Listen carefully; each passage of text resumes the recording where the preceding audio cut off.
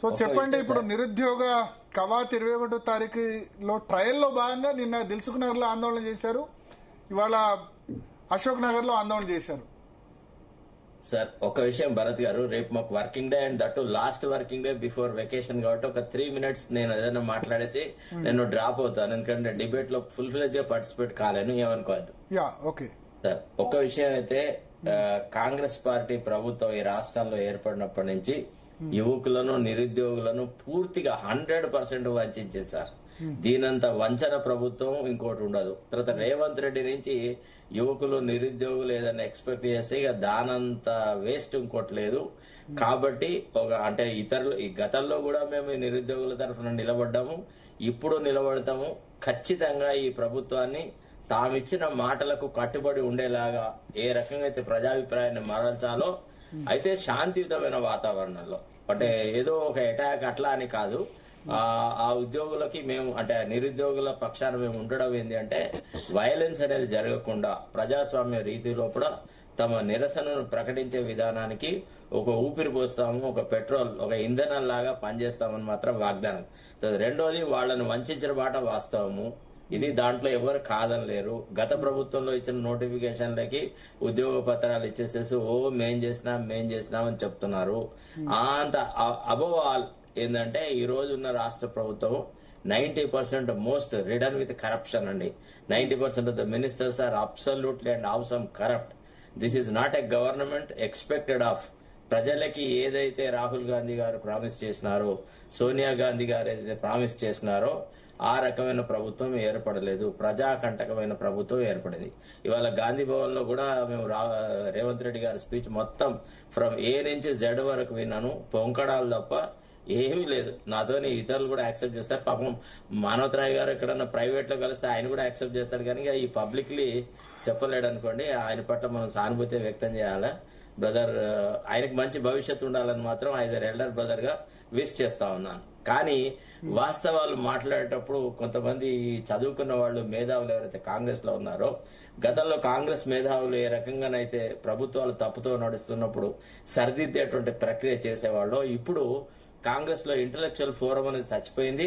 లేదంటే వాళ్ళు ఉన్నా గానీ సాధ్యమా వీళ్ళు హామీ ఇచ్చినట్టు 2 లక్షల ఉద్యోగాలు ఒక సంవత్సరంలో భర్తీ చేసేంత ఫైనాన్షియల్ కెపాసిటీ ప్రభుత్వానికి సార్ హామీలు ఇచ్చే ముందే ఆలోచించాలి కదా సార్. హామీలు రాజకీయ పార్టీ హామీ ఇచ్చేందుకు ఏంటంటే చంద్రమండలానికి పట్టుకుపోతారు, చంద్రమండలంలో మీకు జాబ్ ఇస్తామని కూడా ఇస్తాయి సార్. అట్లగా సార్, దారిన పోయే దానయ్యలు ఏదైనా వాగ్దానం చేస్తే దాన్ని మనం మర్చిపోవడము పట్టించుకోవడం అది జరుగుతుంది. కానీ సుదీర్ఘమైన రాజకీయ చరిత్ర గల కాంగ్రెస్ పార్టీ అని ఉన్నప్పుడు కాంగ్రెస్ పార్టీ మాటకు, తర్వాత గత ప్రభుత్వంలో గత ముఖ్యమంత్రులు కాంగ్రెస్ పార్టీలో ఎట్లయితే మాట మీద నిలబడి సర్వస్వాన్ని త్యాగం చేసిన వాళ్ళు గమనిస్తారు సార్. ఇప్పుడు కాంగ్రెస్ అనగానే ఇప్పుడు మా జనరేషన్ వాళ్ళు కానీ మా తర్వాత జనరేషన్ వాళ్ళు కానీ ఎవరిని గుర్తించిపెట్టుకుంటారు?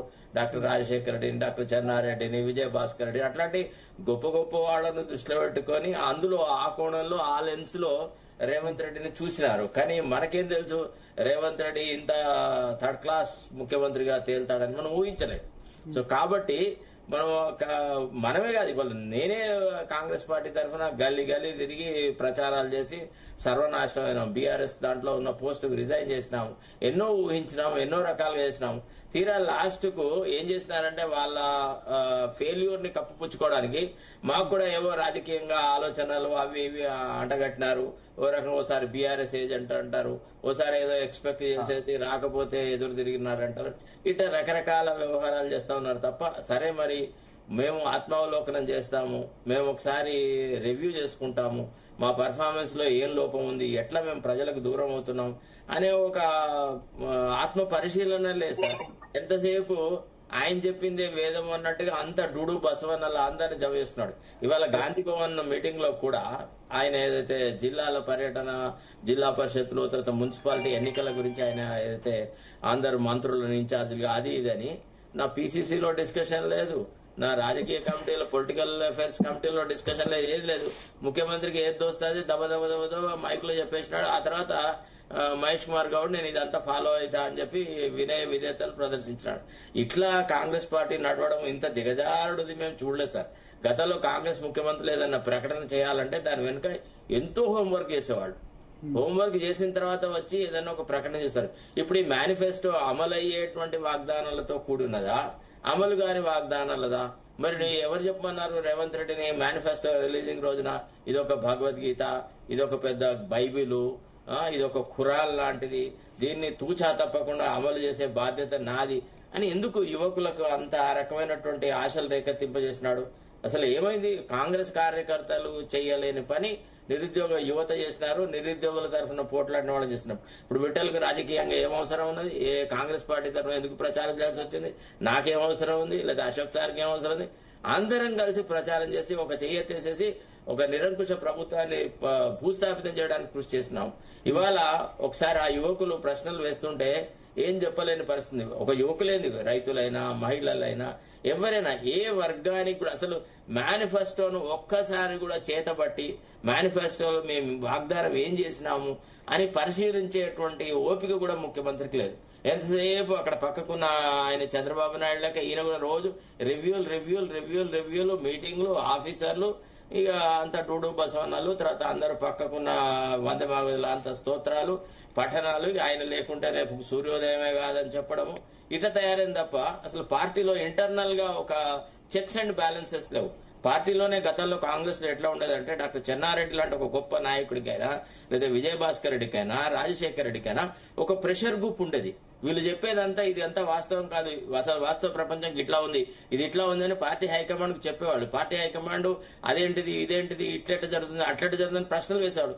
ఇవాళ ఒక్కసారైనా రాహుల్ గాంధీ రాష్ట్రంలో వచ్చి ఎప్పుడన్నా యువకులను కలిసి మరి అప్పుడు లైబ్రరీ దగ్గర వచ్చి పెద్ద పెద్ద మాటలు మాట్లాడినారు కదా, మరి ఆ వాగ్దానం ఎంతవరకు సంపూర్తి చేసింది మీ ప్రభుత్వం? ఎంతవరకు మీరు హ్యాపీగా ఉన్నారని పరిశీలించినారా? ఏదన్నా రాజకీయంగా అవసరం పడితే ఒక గంటకి అట్లా జస్ట్ విజిటింగ్ ప్రొఫెసర్ లాగా రావడం పోవడం. మొన్న బీహార్ లో గంత పర్యటన చేసినాడు. ఏ రాష్ట్రంలో ఎన్నికలు ఉంటే ఆ రాష్ట్రంలో విస్తారంగా తిరుగుతున్నాడు తప్ప తమను నమ్మి తమ పార్టీకి పట్టం కట్టిన రాష్ట్రంలో ప్రభుత్వ పాలన ఏ విధంగా ఉంది అని పరిశీలించాల్సిన నైతిక బాధ్యత ఆయనకు ఉందా లేదా? ఇవాళ రాహుల్ గాంధీ కూడా ఒక is becoming a but of ridicule because of the non performance of Revanth Reddy. తర్వాత యువతకి ఏంది సార్ ఆయన సాధించింది ఏం చెప్పండి నాకు మాట గిది అని ఉస్మానియా. రాహుల్ గాంధీ కూడా ఏం చేయగలుగుతాడు నిజంగా? ఇప్పుడు న్యాయాన్ని వాళ్ళు నెలకు ₹1,00,000 ఒక్కో మహిళకి ఇస్తారు, సంవత్సరానికి ₹1,00,000 ఇస్తామన్నారు. కేంద్రంలో అధికారులు వచ్చి ఇచ్చి ఉండేవాళ్ళ కానీ ఈ హామీలు మస్తుగా ఇస్తారు. అధికారులకు వచ్చిన మోసం జనం. ఆ విద్యార్థులు ఆలోచించుకోవాలి. 2 లక్షల ఉద్యోగాలు ఇప్పుడు ఉన్నదే 3 లక్షలు 4 లక్షలు 2 లక్షల ఉద్యోగాలు ఒకటేసారి నిజంగా రిక్రూట్ చేసినా దానికి ఇచ్చే సత్తా, జీతాలు ఇచ్చే సత్తా తెలంగాణ ప్రభుత్వానికి ఉందా? ఆ విషయం ఇప్పుడు సార్ రాష్ట్ర ఆర్థిక వ్యవస్థ మీద ముదుంపు చేసుకోకుండా పరిస్థితి ఏందో గమనించకుండా ఎంతో కొంత అంటే ఇప్పుడు రేవంత్ రెడ్డి గారు ఏమన్నారు, మాకు కాంగ్రెస్ కు విశేషమైన అనుభవం ఉంది, చాలా మంది అనుభవస్తులు మా పార్టీలో ఉన్నారు, మాకు రాజకీయంగా కొత్త కొత్త 3వ రోజే శ్వేతపత్రాలు రిలీజ్ చేస్తాం, దీన్ని మేము బంగారు గన్లు ఉన్నాయనుకుంటే ఏం లేదు ఇక్కడ మొత్తం తవ్వుకొని పోయినా అని చెప్పారు. అది ఆయన యొక్క డిసెంబర్ 7వ తేదీ వస్తే 9వ తేదీ 81,000 విద్యుత్కు సబ్సిడీలు, విద్యుత్ నష్టాల్లో ఉంది, 81,000 కోట్ల అప్పులున్నాయని 2వ రోజు చెప్పారు. వాళ్ళకి తెలుసు, తెలియకేం కాదు సార్. ఇంతకంటే భరత్ గారు ఇంతకంటే దరిద్రమైన ఆర్థిక పరిస్థితి మనకు డాక్టర్ చెన్నారెడ్డి గారు గవర్నమెంట్ వచ్చినప్పుడు ఉంది. ఎన్టీ రామారావు అయితే ఎంత దుస్థితి తీసుకొచ్చినాడు ఆర్థిక పరిస్థితిని అంటే చాలా ఘోరంగా. సిహెచ్ రాజేశ్వరరావు లాంటి వాళ్ళు ఎన్టీఆర్ ను అసెంబ్లీ ముందు ఉరిదీయాలన్నారు. జీతాలు భత్యాలు ఏవి లేకుండా దుర్భరమైన పరిస్థితిలో ఉండే. కానీ చాకచక్యంగా ఒక పద్ధతి ప్రకారంగా ఒక ఎకనామిక్ వ్యవస్థతోని ఒక మంచి ఆర్థిక మంత్రిని పెట్టుకొని బ్రహ్మాండమైన పాలన చేసినారు. ఇవాళ ఆర్థిక మంత్రికి ఏమైనా ఉందా సార్? కమిషన్లు తప్ప. అసలు ఆయనకి ఏమైనా అర్థశాస్త్రం మీద ఏమైనా అవగాహన ఉందా? ఆయన మాట్లాడే మాటలలో మీరు ఎక్కడన్నా ఒక పొదుపు, ఒక ముదింపు చర్య అని ఉందా? రాష్ట్ర ఆర్థిక పరిస్థితి ఇంత దరిద్రంగా ఉండగా మొన్న ఎందుకండి ఆ జలసాలు గిలసాలు అన్ని చేసినారు.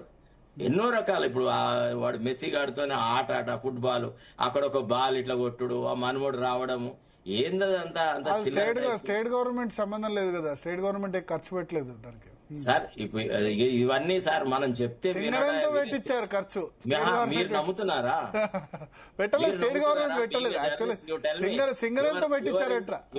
You are into journalism, I was into journalism, can we believe all these things? It's all bluff అండి. కాబట్టి దయచేసి నిరుద్యోగులకి పూర్తిగా అన్ని రకాలుగా రక్షణగా ఉంటాం, వాళ్ళ ఉద్యమానికి మద్దతు ఇస్తాం. నాతో పాటుగా డెఫినెట్లీ మా విఠల్ గాని, మా అశోక్ సార్ గాని, మిగతా వాళ్ళందరూ తప్పకుండా వాళ్ళకి అండగా ఉంటారని నేను భావిస్తున్నాను. ఒకవేళ పోలీసుల ద్వారా ఏదైనా నిర్బంధం చేసేసి నిరుద్యోగులు తప్పుడు కేసులు అవి ఇవి బనాయిస్తే ఎట్లా అంటే అట్లా వాళ్ళకి మద్దతుగా అన్ని రకాలుగా మనస వాచ కర్మణగా ఆ యువతకి అండగా నిలబడతానని వాగ్దానం చేస్తూ సార్ నేను ముగిస్తున్నాను. Thank you. Thank you. So Ashok garu చెప్పండి. నమస్తే